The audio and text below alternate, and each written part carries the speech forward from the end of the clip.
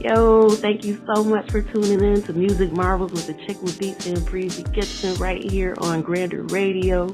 We appreciate you, and we're just looking forward to this show we got coming up. Oh man, you know what? I'm totally excited about this and cannot wait. Yes. So, we've got another dynamic interview lined up for you. We have Coko Buttafli with us, and, we just can't wait for you to pick up what she's putting down. Oh, Coko Buttafli. Oh, my God. Hey, this is going to be the jam. Yes, indeed. So, before we dip into it, I'm going to play some music, some beats produced by yours truly. So, if there's anything that you're interested in, make sure that you check me out at achickwitbeatz.com. Yep. All right, here we go.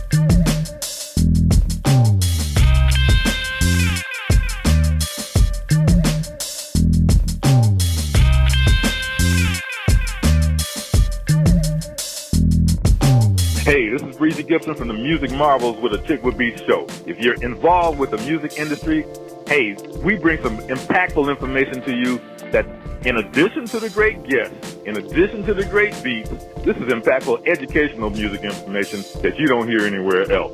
We're going to teach you, we're going to show you, and so you need to be locked in each and every Saturday, 7 p.m. Eastern Time, 4 p.m. Pacific, right here on Grander Radio.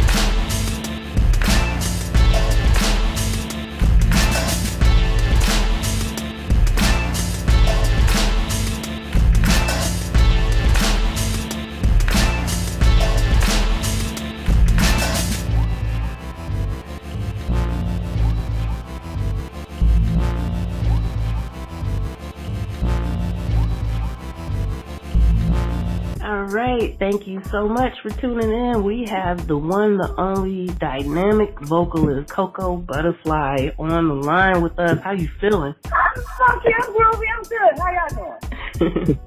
We good. We're excited to have you in the virtual building. So, just a little background for our listeners. Just let them know, like, who is Coko? Like, what you got going on and, all that good stuff. What inspired you to start with music and do everything that you do? Okay, and I'm going to try not to bore y'all. I've been doing this since I was 9. So I've been singing since I was 9, and I started singing professionally. I was in a service, and I decided after I got out the service, I was going to pursue trying to sing in live bands. But that wasn't working because I had 2 school-age children, and I was going through a divorce. So it was kind of hard to gig, and I was still young then. And when you're working with a band and you're a woman, you have to have your head on straight, especially when you're young. And the funny thing about one of my first band experiences is that it was me and another girl with a band called, I can't remember, but they was in Pontiac, and my girlfriend had messed with one of the guys, and she scratched up his car. So they put us both out the band. They put us both out. They said we don't need you or her. And that was a lesson. That was a lesson to me, to maybe, because I had nothing to do with it, but I think what it was, they didn't want the drama that came with it. So after that happened, I said, you know what, well, let me get my feet wet a little more and let me learn a little more about the industry and being in a band and everything. So I started just kind of going around town listening to music. I was in a rock band. I would feature with different bands, throughout town because I'm from Pontiac, Michigan. And then I got into the Detroit hip hop. I was singing with a group called It, Individuals Together, and I met a DJ. Well, I knew her. Her name was DJ Mel Wonder. She's a DJ from Detroit. And she said to me one day, she said, I have this friend that has a record label and you have a big voice, dynamic voice. I want to introduce you to him. And I said, okay. So she introduced me to Frank Raines. He is the owner of Funk Night Records. And if people don't know this about me, I do 45. I do vinyl albums, a record. So she introduced me to him. I sang for him. He said, and I said, well, I have a group. He said, I don't want the group. I just want you. Wow. So I was like, hey, tell the girls. So what ended up happening was one of the girls was pregnant. My friend Most wanted. She now, she sings with Icewear Visa and a lot of other people throughout Detroit. And the other girlfriend that we sung with, who had a beautiful voice, like a Minnie Riperton type of voice, she would just ghost and disappear, so she could care less anyway. So I started working with the band Will Sessions. I would feature with them on Funk Nights. And if you never heard, Funk Night is this party that they would have in Detroit. And they would go to different locations and they would spin vinyls all night. It was voted like one of the best parties in the United States. And you would dance all night and have a good time, and people would smoke weed and drink and just act ridiculous and go home later on. So I started, I would sing with them, and then one day the band leader, Sam Bovian, said, hey, I'm doing this project with Elzai. Have you heard of Elzai? I'm like, who has heard of Elzai? Like, you serious? He said, could you please? He said, could you come and do some vocals? He said, we're redoing he said, you heard of Nas, Illmatic? Yeah, who hasn't? He said, we're redoing it with Elzai, and it's going to be called Illmatic. He said, I just need you to do all the vocals. We're doing everything just like the album, except he's going to change his lyrics, but you're going to do everything like the woman singing in the samples. So, as I was saying earlier, I don't even remember the session. I remember drinking wine. And I remember months later, I remember everybody calling me and blowing me up and saying, girl, I heard that. They told me they heard the album.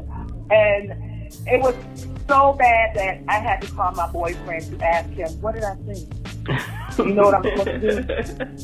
I said, I can't remember it. And so here, and let me tell you sometimes how we are pessimistic and we think the worst. The day before that release party, there was an article in the Metro Times, okay? It had the band on it. It had Elzai, and they talked about this night that they're going to have. I remember sitting in my basement with my boyfriend and my friend Spot, who was another artist from Detroit. Shout out to 38 Flavors. And I remember him telling me that the guy who managed Elzai, he went to school with him. And I remember being in my basement whining about them not asking me to be in the show. How dare them? I sung for free. They couldn't even ask me to do it. Yeah. I was very salty. That next morning, I woke up, I had a voicemail that said, "Hi, Coko. This is Elzai's manager. We would like for you to come down, and we would like for you to sing the vocals during the show tonight." Man. There you go. That is how I got into Detroit music scene. That is how I started working with Funk Night Records, and that's how I started getting more fans. And that night, the great thing about it was, Elzai said to me, he pulled me over and said, "I need you to do something." He said, "Do you know the words to Memory Lane?" I said, "Yeah." He said, "Can you sing the very beginning of it?" He said, "But I want you to hit that last, when she hits that last note, I want you to hit it. You don't have to hit it as high as her. I just want you to sing it." And I told him, "Absolutely not. I'm not I'm not doing this. No." And he said, "You can do it." And I did. And what he did was, he gave me a spotlight. And that was worth more to me. Because at Funk Night, you have it could be between 500 to 1,000 and over people. He gave me a platform. And after that, everybody was trying to work with me. It was cool. It was a good time in my life. It was quick. It was overwhelming at times. It was exciting because I had never been the center of attention like that, and it was overwhelming for me. And thanks to Frank Raines, who I still work with to this day, he is the one who would rally for me to be up front. He rallied for me for people to hear me, and he started making 45 featuring me, and that allowed me to get my music out, because we work with a lot of people overseas. So I started doing things, and it became international for me. That's a heck of a start right there. It's very interesting and very uplifting. So, for the masses that are out there hearing you right now, that's an inspiration. And, so that's your action of saying, hang in there. You may run into a disappointment here or there. You got to change plans, or you got to step back and regroup and keep going, keep the momentum going. Then boom, here's what can happen when you assert yourself. And because when you assert yourself, people notice, and obviously the right people notice this time. So hey, that's a great thing. Well, let me say this too. One of the biggest things that I had to deal with because the band that I sung with they're 8 young men from Wayne State. They were all Caucasian. Well, they were not of us. And one of the things that I was concerned about, and one of the things as a female singer you're concerned about, is being labeled a diva. And because I am this strong-minded black woman, I think sometimes they were concerned that I was going to act that way. And I really struggled with trying to get them to understand, I just want to sing. I'm not here to try to make demands. That's not how I flow. I just wanted to sing. So there are challenges, especially when you're a woman, with the genre of music that I do, my aesthetic doesn't mean a lot. Because we know with funk, you had Charles Bradley, you had Sharon Jones. But when I was in my younger years wanting to do R&B, it was a little different. So it's like I didn't have to worry about that challenge about, oh, you're this, you're that, you got to be this big, you got to be, we want you to lose weight, we want you to change your hair. I didn't have to worry about that. But what I did have to worry about was people assuming.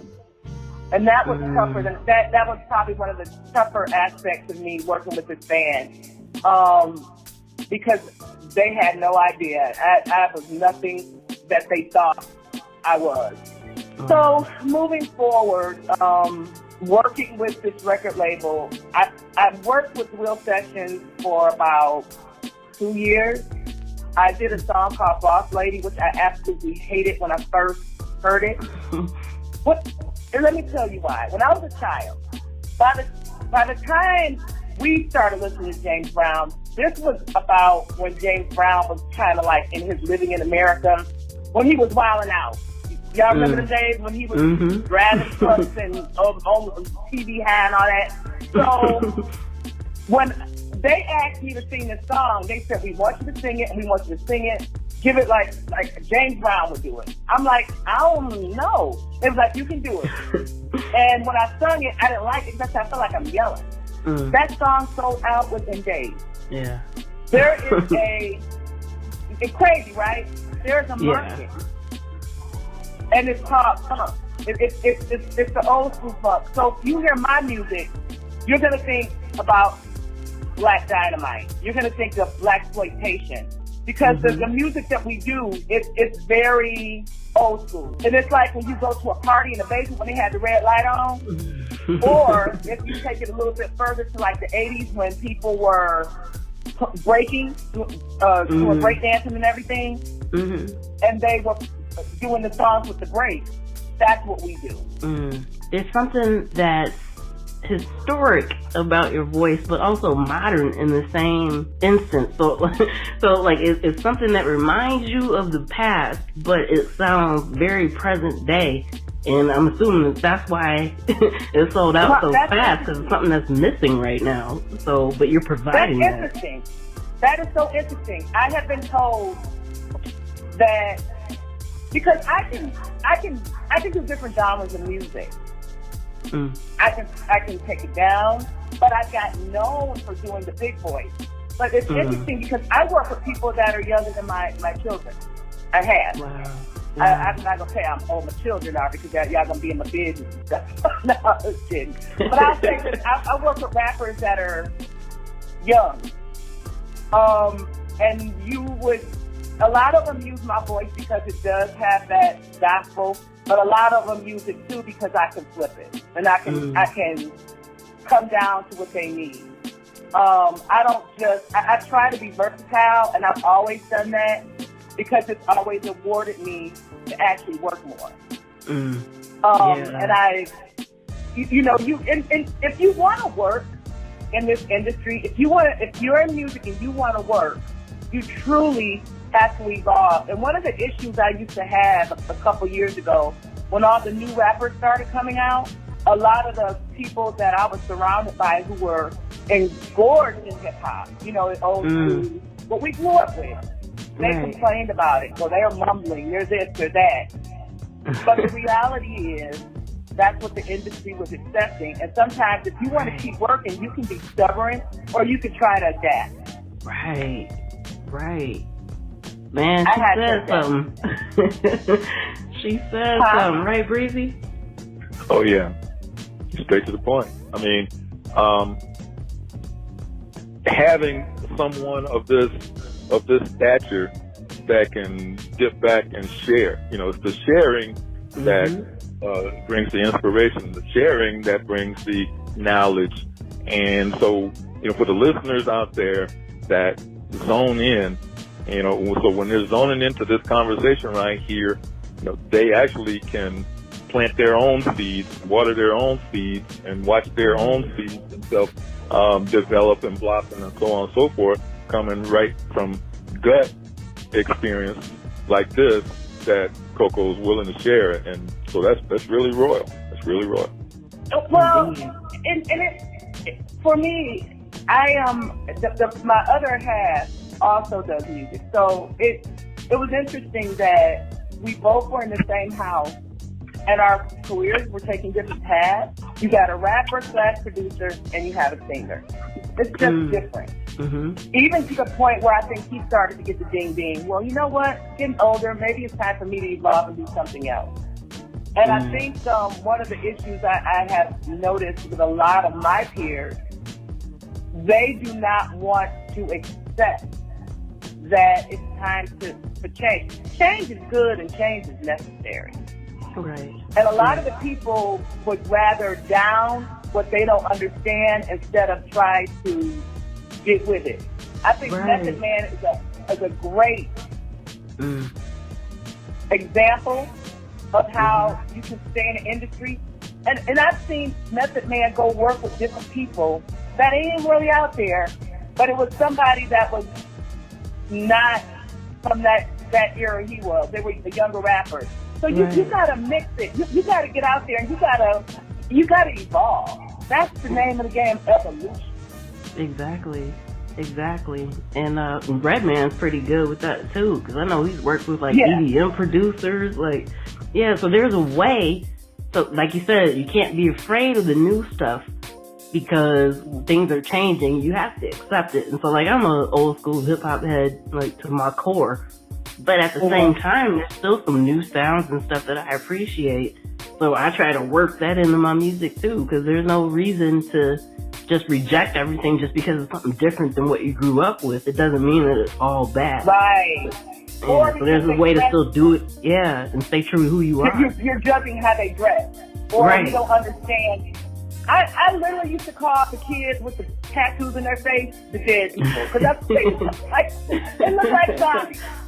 And I would tell my grandson, oh Lord, we gotta look for dead people today. But my grandson challenged me one day.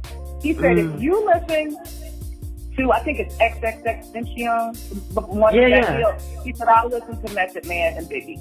We both were pleasantly surprised. So you just have to evolve. Otherwise you're gonna stay stuck.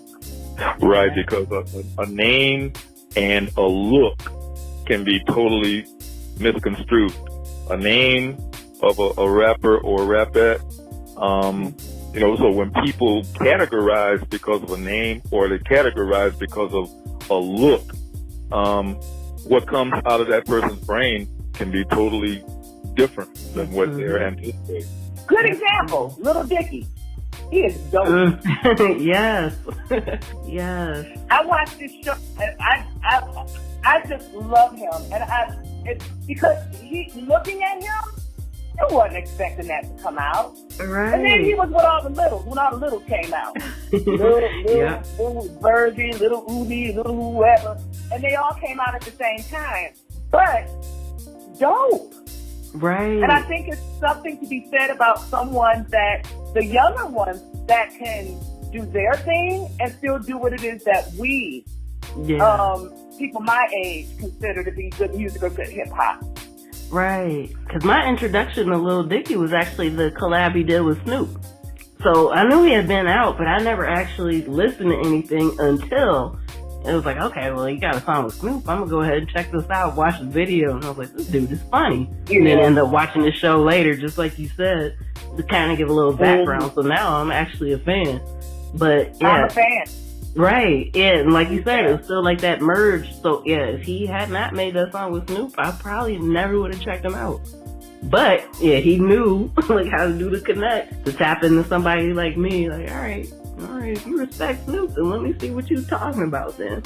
And see, the fact that I was willing to try something different, the fact that I was willing to be led, meaning I was willing to take direction. If after years of doing the music that I did, it got me to France, headlining a funk festival. I cannot tell you enough as an artist, an African American artist that goes over to a different country. They are so appreciative of what we do. I was singing Phil Johnson's Because I'm Black. These people didn't know English, but they were singing it with.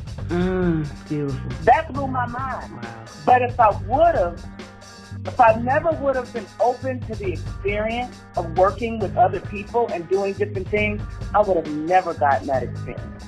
I would have never gotten to make music with musicians. I was talking to a guy the other day who I was watching the Amy Winehouse documentary, and one of the guys I just did a record with, he said, he's from England, and he said, I just know Amy. And I mean, like, to me, even though it wasn't Amy, it was just the fact that you talked to her. But Right. that's how music transcends. It brings us all together. Yeah. And what's really interesting about the genre of music that I do, funk, there are a lot of bands that are multicultural. You would, like in the 70s, it was a lot of, African Americans, and they dominated it. But now it's people all over Europe, all over the world. They really embrace funk music, and it's just been such an eye-opening, a life-changing experience. Man, that's beautiful. I'm so happy that you shared your story with us, and everything that you've been through. And this is like enriching for anybody that's listening. To be able to share your story, and people can pull from this and learn how to help craft the careers that they're trying to build. But, before we get ready to close out, if there's anything else that you want to make sure that people know, and, where they can follow you, what you got coming up in the pipeline, all that good stuff, please share. Well, my social media is Coko Buttafli, and that's just what it is, Coko Buttafli. And that's for Twitter, that's for Facebook, and Instagram. I am currently working. Actually, the owner of Funk Night Records asked me recently if I wanted to do an LP of my own, because I've been doing singles forever. I do everything I've done with them generally is singles. And house music and all that, I've done singles. But this time they want to do my own project, and I have a couple of new singles coming out probably in about another month. And I'm working on starting a podcast kind of reminiscent of Tiny Desk, where we take artists and we have them do something live, but with different types of artists. So I'll be definitely sharing that information with you as we move forward. Okay, give us about 30 seconds, and it's on you. Oh, okay. Lady Lucy was a good girl when she got on with the wrong kind. Smoking, drinking, tricking them sweat. Getting them high and robbing them blind. Every night she walked along the street. While she working in the cold, little Lucy had that dream, but she done sold her soul. All she ever wanted was to be somebody, but she couldn't get right.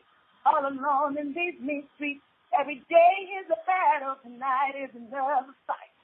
Pretty Lucy wanna get high all the time. She done lost control. She done sold her soul. And this little girl is so. Here we go. All right. Opal sounds of Coko Buttafli.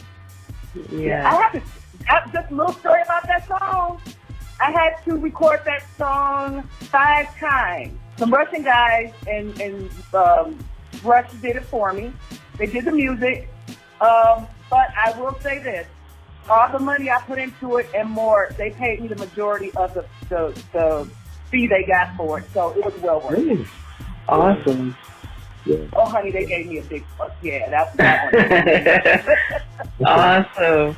Yes. My favorite Fuck Night song, Lady Lucy, Coko Buttafli and the Soul Surfers. Okay. Yeah. But I just want everybody to just stay positive, stay safe, and you can do it. If I did it, you can. That was beautiful. We thank you so much for your time, your energy. Breezy, you got any closing thoughts that you want to share?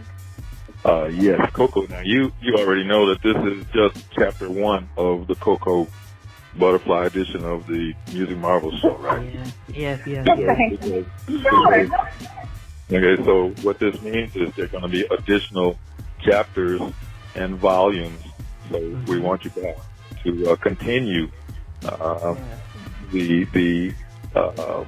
share what's going on, what has gone on, and continue to inspire others. I will. Thank you so much. Absolutely. We appreciate you. Thank you guys so much. And thank you for having me. And I needed to do something like this right now. Thank you so much. Anytime. Just like you said, we got to have you back. So this isn't one and done. But yeah, you're a part of the Music Marvels family now, and we'll do anything we can to help you promote your music, your podcast, anything you got going on. We're here for you. Thank you so much, and I appreciate that. And I thank y'all for taking the time to speak to me. Somebody cares. Somebody wants to know. So thank you again. That's right. Yes, we definitely do. Yep. Oh my goodness, I feel so rejuvenated by that interview, and man, that beautiful voice. She put something down for us right here, live on the show. How cool is that? I mean, how cool? That's cooler than cool. How much cooler can you get than that? That's cooler than cool. Absolutely. And we just really appreciate her for sharing her story, her journey with us, and we just plugged in. Can't wait to see what's coming up next. So make sure that you follow her everywhere that she says she was, because you do not want to miss out what she's got coming up. Follow her on all networks. Absolutely. And so, we always make sure that we talk about what's happening in the industry, and one of the newest developments is Roblox, the popular game that's mostly known, amongst the youth. They recently got into live music events. And so there was a pop star that had a performance on there, and it had 1.156 million unique players tuned in. 166,620 people watching simultaneously at one point. The root is through the young folks. I mean, there's no doubt about that. Okay, because word of mouth spreads and emails and text and whatever, and they get it done. Okay, they get it done quicker than any huge organization can pay people to get it done. They get it done quicker than that. Absolutely. Indeed. So, it'll be kind of interesting to see how this pans out. So they've got a plan. They want to add more shows, and so it just provides all types of opportunities right now, since everybody's looking for a way to get their music to fans digitally. Better check it out. Yep. All right. We're going to get back to the beats.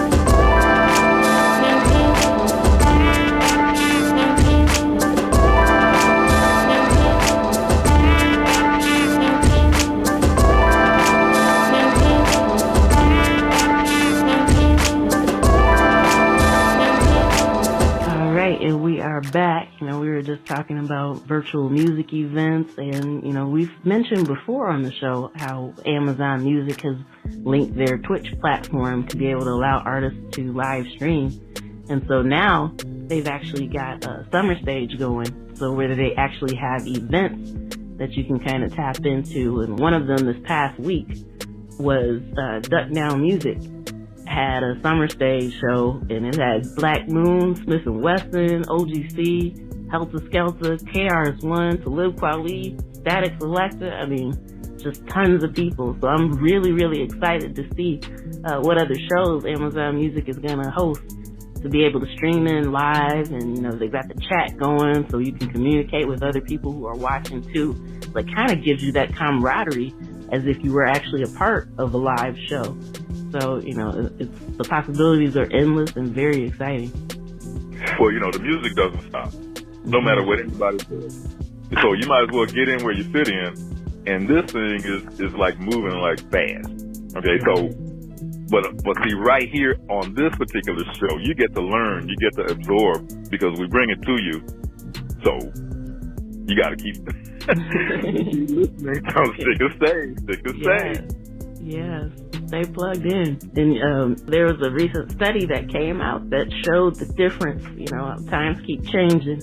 And so over 2 decades, the number of songwriters it takes to produce a quote-unquote chart hit has increased by 67%.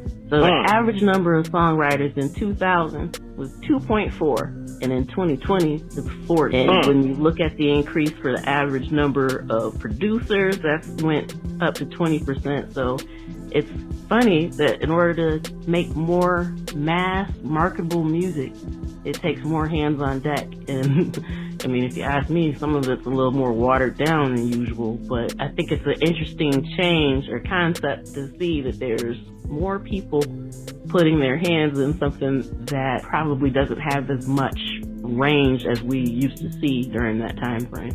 Well, on the outside, at the end of the day, it's still a business. Yes. Okay. Yes. For those out there who are just kind of twiddling your thumbs, trying to walk through this business thing, it ain't like that anymore. So buff up, get your staff, have your meeting, and not just 1 or 2 meetings. You got to have them on a consistent basis so everybody on the team is on the same page, and make it happen. Indeed. All right, we're going to get back into some more beats.